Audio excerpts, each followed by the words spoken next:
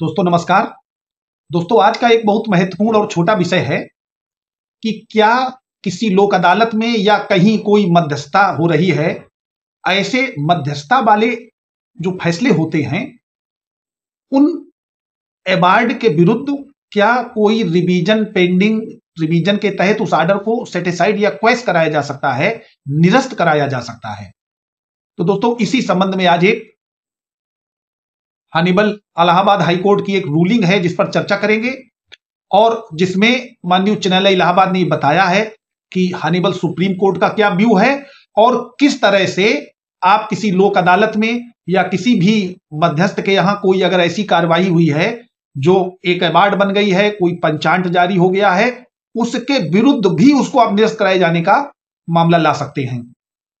तो दोस्तों देखते हैं आज उस जजमेंट को, चूंकि बहुत महत्वपूर्ण है, 4 पेज का जजमेंट है जिसको पढ़ करके आप समझ लें ताकि आपको अगर इस तरीके का आपके विरुद्ध कोई आदेश हो गया है जिसमें यह कहा जा रहा है कि अब कोई कार्रवाई नहीं हो सकती, तो उसमें आप कार्रवाई करा करके अगर ऐसा कुछ मामला है, कोई इस तरीके से हो गया है, तो आप उसका लाभ ले सकते हैं।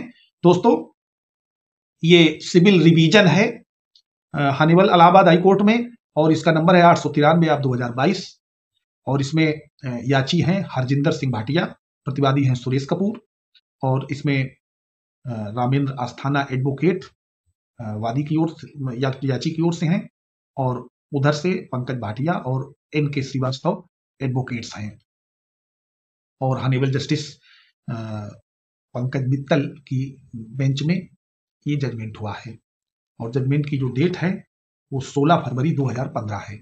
अब इसमें देखते हैं मामला क्या था।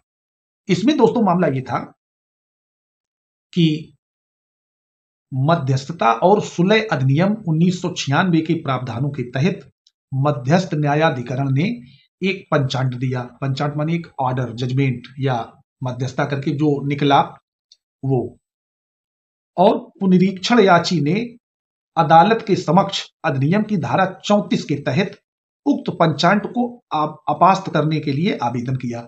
माने वो जो ऑर्डर था उस ऑर्डर को समाप्त किए जाने के लिए एक प्रार्थना पत्र दिया गया। किसकी तरफ से? इसी याची की तरफ से। अभियोजन पक्ष के न होने के कारण पंचांट को अपास्त करने का पुनरीक्षण याची का आवेदन खारिज कर दिया गया। क्योंकि दो पक्ष पहुंचते हैं तभी कोई जजमेंट होता है, कोई पंचांट या ऑर्डर होता है, क्योंकि उसमें मध्यस्थता होती है ना दोनों पक्षों की। वहां एक पक्ष था याची और उधर से कोई था ही नहीं, तो वो प्रार्थना पत्र खारिज कर दिया गया। और जब वो प्रार्थना पत्र खारिज कर दिया गया तो पुनरीक्षण याची ने उपरोक्त आदेश को वापस लेने और पंचांट को अपास्त करने के लिए आवेदन को बहाल करने के लिए एक आवेदन दिया। माने जो पंचांट में आदेश हो गया था उसको निरस्त करने और जो एप्लीकेशन दी गई थी कि ये जो जजमेंट हो गया है, जजमेंट का मतलब आप लोगों का सुलह समझौते के आधार पर मुकदमा खत्म हुआ था, पंचांट का यही मतलब है। तो उस जजमेंट को क्वेश किए जाने और इन्होंने जो एप्लीकेशन दी थी धारा 34 के अंतर्गत उसको बहाल करने का रिवीजन दाखिल किया है। उक्त आवेदन को अधीनस्थ न्यायालय ने 10 सितंबर 2002 को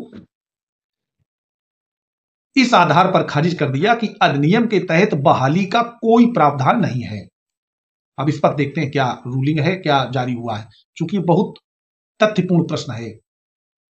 इसमें जो विद्वान अधिवक्ता हैं याची के, उनका तर्क था कि अधिनियम न्यायालय के समक्ष मध्यस्थ पंचांट से उत्पन्न कार्यवाही के लिए CPC के आवेदन पर रोक नहीं लगाता। माने अगर CPC के अंतर्गत कोई रिलैक्स मांगा गया है तो उस कार्यवाही के लिए पंचांट में रोक नहीं लगाई जा सकती और इसीलिए अधीनस्थ न्यायालय अपने आदेश को वापस नहीं लेने और अधिनियम की धारा 34 के तहत दायर आवेदन को बहाल करने में कानून के तहत निहित अधिकार क्षेत्र को उपयोग करने में विफल रही है। इस आधार पर उनका ग्राउंड था। अब फिर बताया गया कि विवादित अधिनियम अपने आप में एक स्वनिहित कोड है। माने जो ये मध्यस्थता सुलह समझौता अधिनियम है, ये अपने आप में एक स्वनिहित कोड है।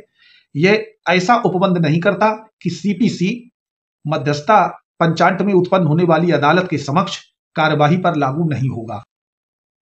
इस अधिनियम में कहीं रोका नहीं गया है कि सीपीसी, दोस्तों इससे पहले हमने एक वीडियो बनाया था, उसमें हमने बताया था कि कौन कौन से मुकदमे सीपीसी से गवर्न होंगे और कौन कौन से सीपीसी से गवर्न नहीं होंगे। तो हमने उसमें बताया था कि जो जितने भी ये लोक अदालतें हैं या मध्यस्थता वाले जो ट्रिब्यूनल हैं, अधिकरण हैं, वो भी सीपीसी से गवर्न होंगे। इसीलिए कहा गया है कि अधिनियम की धारा 19 केवल यह उपबंध करती है कि मध्यस्थता न्यायाधिकरण सीपीसी द्वारा बाध्य नहीं होगा। उसको बाध्य नहीं किया जा सकता कि नहीं नहीं वो उसी पे कार्रवाई करे, लेकिन रोका नहीं गया है कि कार्रवाई नहीं करेगा। यह केवल न्यायाधिकरण के समक्ष कार्रवाई के लिए सीपीसी की प्रयोज्यता को बाहर करता है, न कि अधिनियम में के मध्यस्थता से उत्पन्न अदालत के समक्ष कार्रवाई के लिए।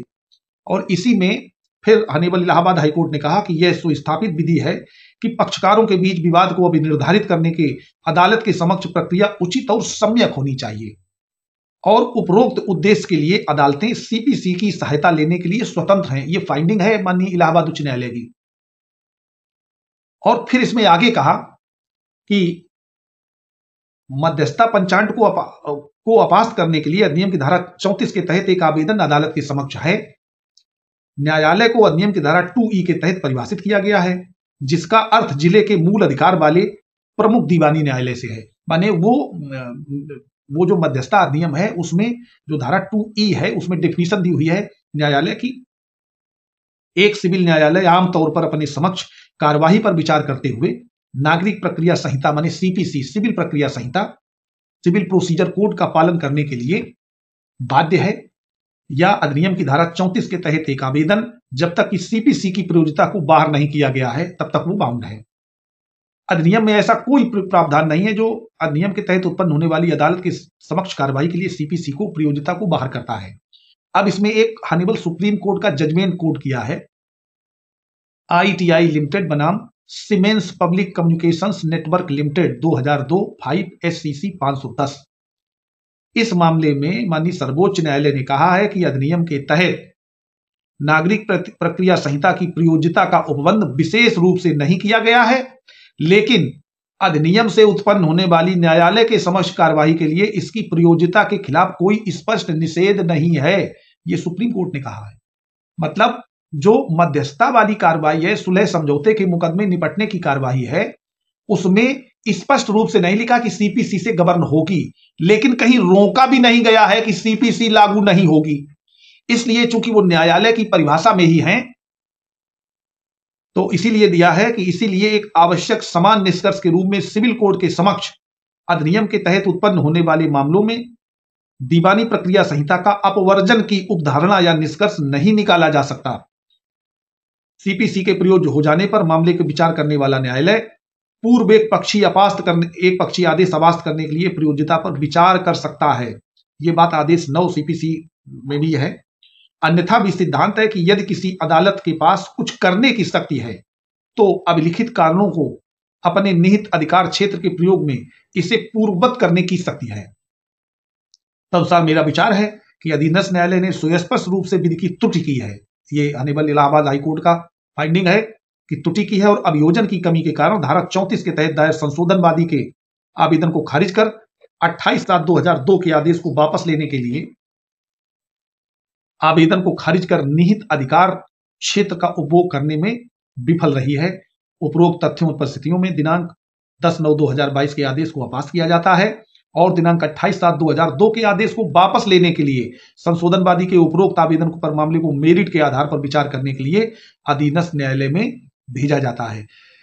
पुनरीक्षण की अनुमति दी जाती है। लागत के संबंध में कोई आदेश नहीं। इसका मतलब है कि उस मामले में हॉनरेबल इलाहाबाद हाईकोर्ट ने रिवीजन एक्सेप्ट किया और उस जजमेंट को सेट असाइड कर दिया, क्वेश कर दिया, समाप्त कर दिया, माने जो यहां हुआ था सुलह समझौते के आधार पर, और कहा है कि इनको मेरिट पर सुन करके और आगे कार्रवाई बढ़ाइए। दोस्तों ये मुझे लगता है मेरी जानकारी में या अन्य भी जगह विधि ऐसी ही है कि ऐसा कोई आदेश नहीं हो पाता था, लेकिन चूंकि ऐसा आदेश हुआ है इसलिए मुझे लगा ये वीडियो आप लोगों तक पहुंचना जरूरी है।